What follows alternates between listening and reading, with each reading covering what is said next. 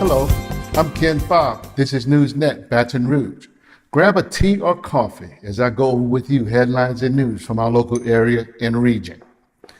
Recently in Ascension Parish, sheriff deputies began to look for a Baton Rouge man and at least two other people who have been involved in a scam in which a man has posed as a well-known religious figure in order to trick people out of thousands of dollars.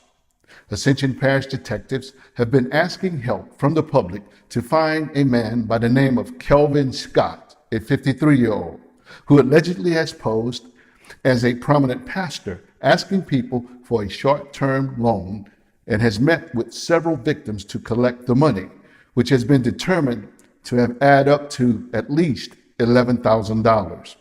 Deputies from the Sheriff's Financial Crimes Unit have learned that the suspect has had the help of another man and a woman to set up meetings between Scott and his victims. So, anyone with information is asked to call the Ascension Parish Sheriff's Office at 225-621-4636 or simply send an anonymous tip by texting 847-411.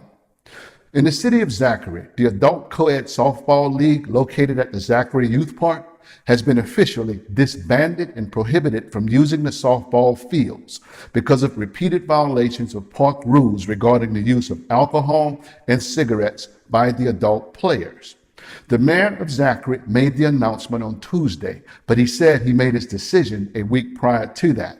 He says even though alcohol is not permitted in the Zachary Youth Park, adult players have been regularly and openly drinking alcohol, and they have been leaving behind broken glass alcohol bottles on the park grounds. Furthermore, although smoking is allowed in the park in designated areas, the adult softball players have been smoking cigarettes in the dugouts, which is strictly prohibited, and they have been littering the park grounds with their cigarette butts, the mayor said. In the meantime, the mayor of Zachary has directed the Zachary city attorney to draft an ordinance to be brought before the council that would make the entire Zachary Youth Park tobacco free. Now in Iberville Parish, the parish council has filed a lawsuit against a number of pharmaceutical companies and their executives in federal court, wherein they are being accused of causing an opioid problem and crisis in the region. The lawsuit accuses the defendants of over-distributing prescription opioids and violating a legal duty to conduct business in a lawful and careful manner.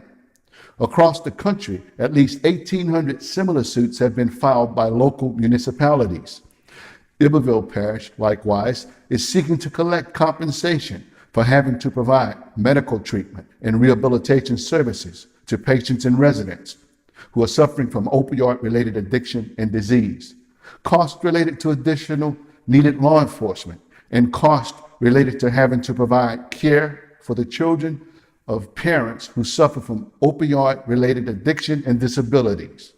The suit alleges that the defendant pharmaceutical companies and their executives have caused Iberville Parish grievous harm. Finally, Louisiana lawmakers will consider and vote on a proposal to raise the pay of teachers across the state of Louisiana. This proposal from Governor Edwards was passed by a full education committee in its final vote on Wednesday morning. It must now be considered in the next legislative session, which will begin on April the 8th. The proposal is a 4-year plan which will include a total of $101 million earmarked for teacher raises. As an initial down payment, so to speak, it will provide a $1,000 raise for public school teachers and a $500 raise for support staff such as janitors and cafeteria workers.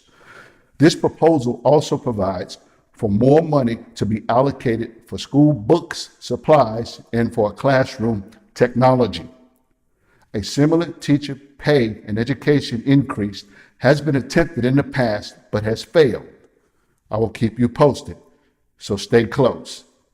These have been headlines and news from our local area and region. I'm yours truly, Ken Fogg. I'll see you next time, right here on NewsNet, Baton Rouge.